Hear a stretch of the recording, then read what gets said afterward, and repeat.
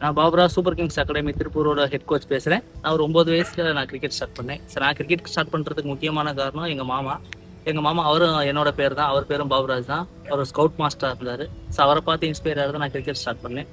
முதல்ல இனிஷியலி நான் cricket start பண்ணும்போது ரப்பர் பால் கிரிக்கெட் தான் அடிக்கிறேன். டிஎன்சிலேருந்து இன்டர் டிஸ்ட்ரிக்ஸ் கேம்ப் வச்சுருந்தாங்க. அப்போ அண்டர்-14 செலெக்ஷன்ஸ் நடந்துச்சு. இப்போ அதில் செலக்ட் ஆகி தான் நான் ஆடினேன். இந்த மாதிரி தான் டிஸ்ட்ரிக்ஸ் ஆடிக்கிட்டே இருந்தேன். நான் ஒரு 19 வயசு வரைக்கும் நான் டிஸ்ட்ரிக்ஸ் தான் ஆடிக்கிருந்தேன். பெரிய first division cricket, second division அந்த மாதிரிலாம் சென்னையில் போய் ஆடினதில்லை. டிஸ்ட்ரிக்ஸில் நல்லா பண்ணிக்கிட்டே இருந்தேன். அப்போ ஒன் டே வந்து எனக்கு ரஞ்சி டிராஃபியில் அந்த கேம்ப் டீம்ஸ் விளாடும்போது ப்ராக்டிஸ் பண்ணும்போது ஒரு ஆப்பர்ச்சுனிட்டிஸ் கிடந்துச்சு. அதில் போய் நான் ப்ராக்டிஸ் பண்ணேன். அது ஒரு பெரிய எக்ஸ்பீரியன்ஸாக இருந்துச்சு. நான் கோச்சிங் எப்போ ஸ்டார்ட் பண்ணேன்னா என்னோட காலேஜ் செகண்ட் இயர் படிக்கும்போது நான் கோச்சிங் ஸ்டார்ட் பண்ணேன். நான் காலேஜ் போகும்போது அந்த காலேஜ் டீம்லாம் பெருசாக இல்லை. நான் ஒரு ஆள் தான் டிஸ்ட்ரிக்ஸ் கிரிக்கெட் இந்த மாதிரி ஆடின ஆள். இப்போ அங்கே வந்து டீம் ரெடி பண்ணுறதுக்கு எங்களுக்கு எந்த ஃபெசிலிட்டிஸ் எதுவுமே கிடையாது. அப்போ எனக்கு அது கோச்சிங் கொஞ்சம் இன்ட்ரெஸ்ட் இருந்தனால நாங்கள் காலேஜ் டீம்ஸ்க்கு நானே வந்து ப்ராக்டிஸ் பண்ண ஆரம்பிச்சுட்டு நானே கோச்சிங் கொடுக்க எல்லாமே பண்ணிக்கிட்டே இருந்தேன். இப்போ அங்கேயே எனக்கு தோணுச்சு நான் கோச் ஆகக்கூடாது அப்படின்ட்டு. எங்கள் விருதுநகர் மாதிரி ஒரு டிஸ்ட்ரிக்ஸில் வந்து பெரிய அப்போ அந்த டயத்தில் எந்த கோச்சஸுமே பெருசாக இல்லை. ஸோ நான் அப்பயே முடிவு பண்ணி நான் செகண்ட் இயர் முடிக்கும் போது நான் வந்து காலேஜ் முடிச்சுட்டு போகும்போதே வந்து ஸ்டேட்டே ஒரு கிரிக்கெட் கோச் ஆகணும்னு நான் செகண்ட் இயரில் முடிவு பண்ணேன். அதே மாதிரி நான் ஃபைனல் இயர் முடிச்சுட்டு வந்து அடுத்த வருஷமே வந்து நான் கிரிக்கெட் அகாடமி ஒன்று ஆரம்பித்து நம்ம டிஸ்ட்ரிக்ட் ஃபெடரேஷனோட டைப் இருந்து அந்த கிரிக்கெட் அசோசியேஷன் மூலயமா நான் வந்து பிசிசிஐ லெவல் 1 கோச்சிங் கோர்ஸ் முடித்தேன். அது ரொம்ப பெரிய எக்ஸ்பீரியன்ஸாக இருந்துச்சு.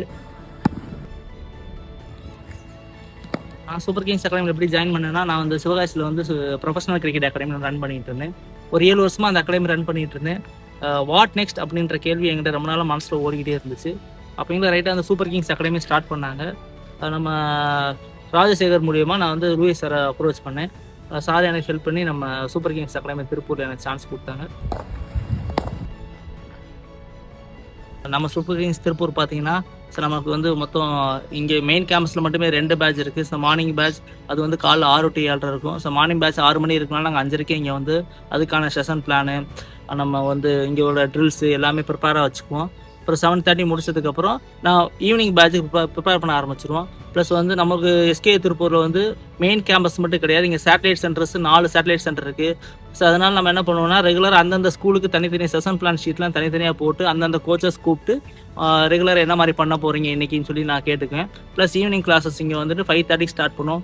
வார்ம் அப் ஸ்டார்ட் பண்ணிவிட்டு அதுக்கப்புறம் டெய்லி ஒரு சின்ன கேம் இந்த மாதிரி ப்ரிப்பேராக வச்சுட்டு பண்ணுவோம். ஸோ செஷன் என்கேஜாக போகும் நம்ம எஸ்கே திருப்பூரில்.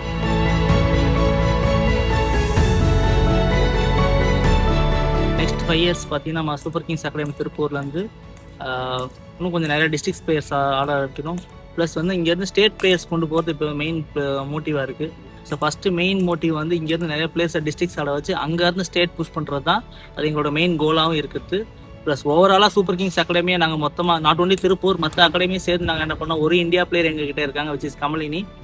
இது மாதிரி நிறையா கமலினியை நாங்கள் உருவாக்குறதுக்கு முயற்சி பண்ணுறோம்.